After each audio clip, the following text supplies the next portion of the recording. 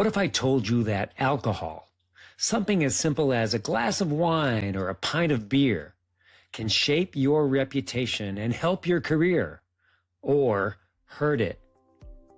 Welcome to the Leadership Career Accelerator, where we help aspiring leaders like you build executive presence, influence with impact, and get recognized and promoted.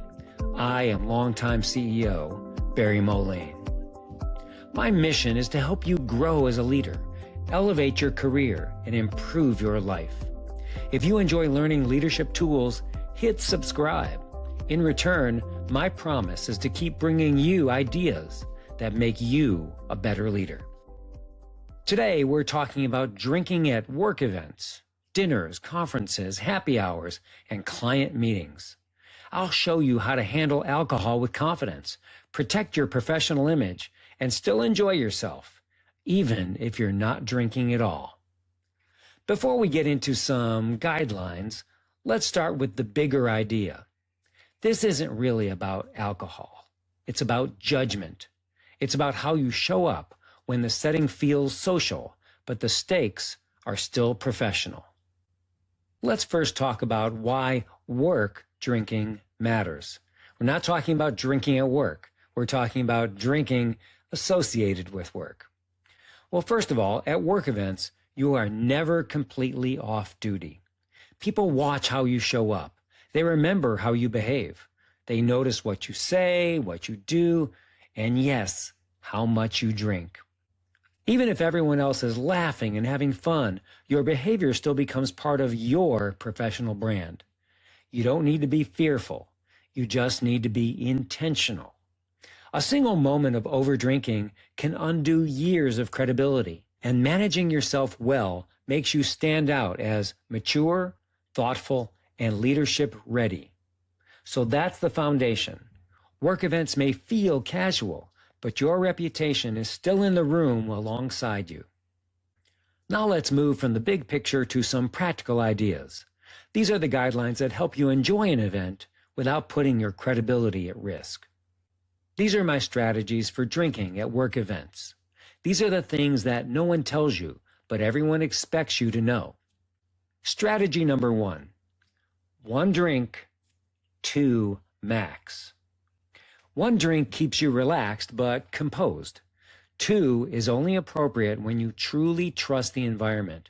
Anything beyond that, you're rolling the dice. Let me be vulnerable here. At 3 drinks, I can feel it. I might say something I shouldn't. I start to lose my filter. I've seen plenty of people go overboard. It's not pretty, and they usually regret something they said or did. Strategy number 2, drink slowly, really slowly. Nurse your drink. Make it last, maybe the entire evening. You're not there to get buzzed. You're there to build relationships. Strategy number 3, never drink faster than the most senior person in the room. If the CEO still has half a glass and you're ordering round 2, that's a problem. Stay on par with leadership or below. Strategy number 4, avoid hard liquor. Try to stick with beer or wine or a cocktail you can nurse for a long time. But strong cocktails, and especially shots, they escalate quickly, and things rarely end well. When people start doing shots, it tells me one thing: they're drinking to get drunk. In a social setting, that's your call. At a work event, you are working. You are on call. You never know when a work issue will come up. Your reputation is on the line. Strategy number 5 is know your personality profile. When people are drinking, some get silly, some get louder, some get emotional. Whatever your drinking mode is, assume it shows up sooner than you think. Your goal is to stay professional while having fun. Those are the basic strategies. Drink less than you think you can handle. Drink slower than everyone else expects.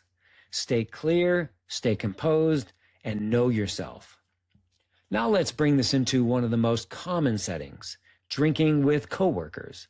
Because coworkers create a different kind of risk. They know you, they work with you, and they'll remember what you say. Your job with coworkers is to stay friendly, approachable, and appropriate. A happy hour is not a therapy session. It's not the time to vent about your boss, gossip, or float your opinions on company strategy. You don't want to wake up thinking, did I really say that to Ginger from accounting? Team events are for building rapport, not testing limits. Let me pause here and say this. You might be thinking, Barry, you're a buzzkill. I can handle my booze. I'm just having fun. I disagree. Work events are work events. They are not frat parties.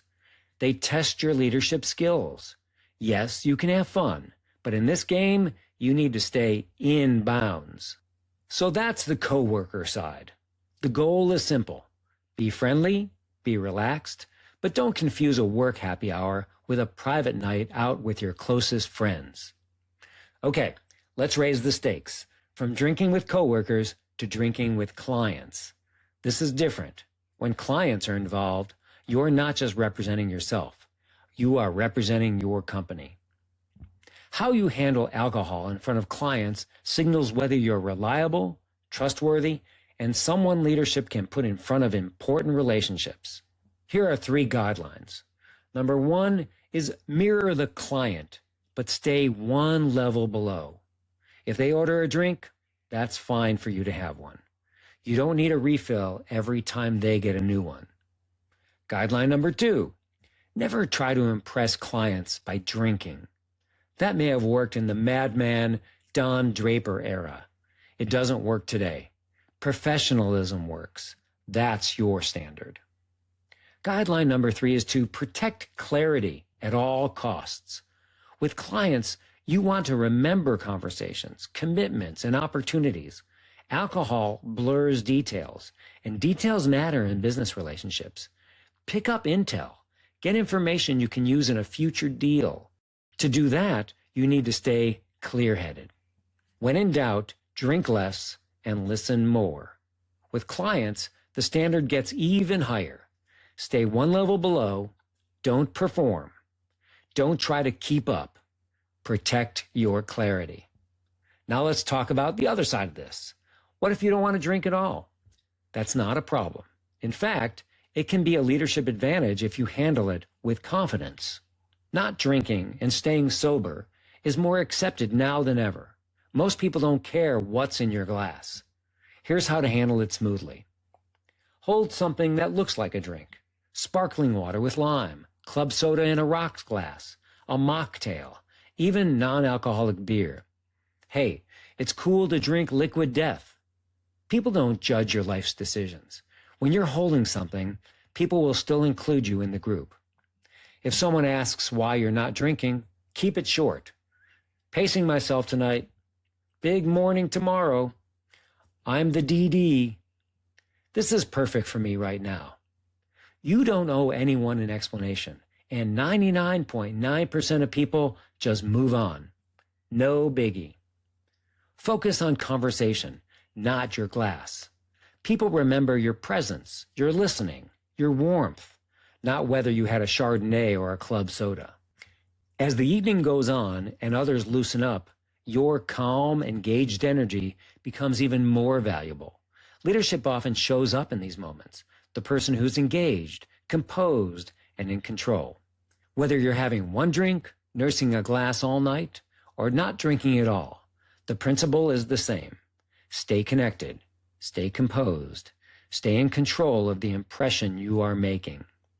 That brings us to the bigger leadership point. Here's the secret every seasoned leader eventually learns. Alcohol never enhances your leadership image, but it can damage your image instantly. Staying aware, staying present, staying composed, that's your edge.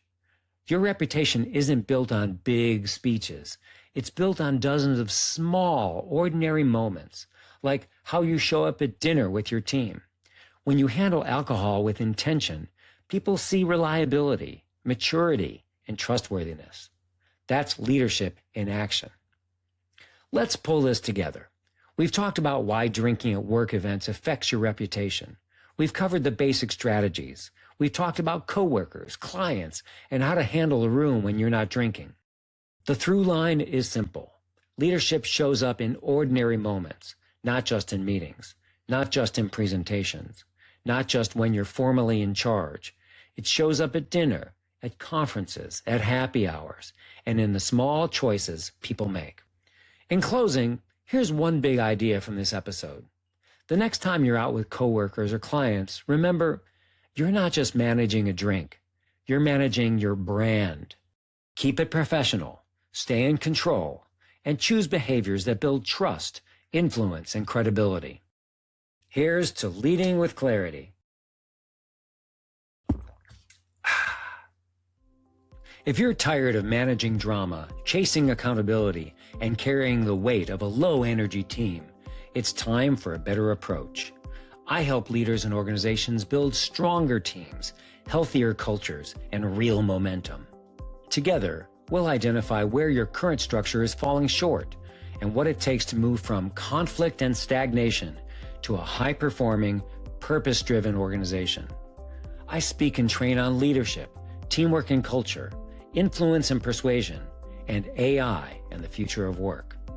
Click the link in the show notes, schedule a call, and let's explore how to move you forward. I'm Barry Moline. See you soon.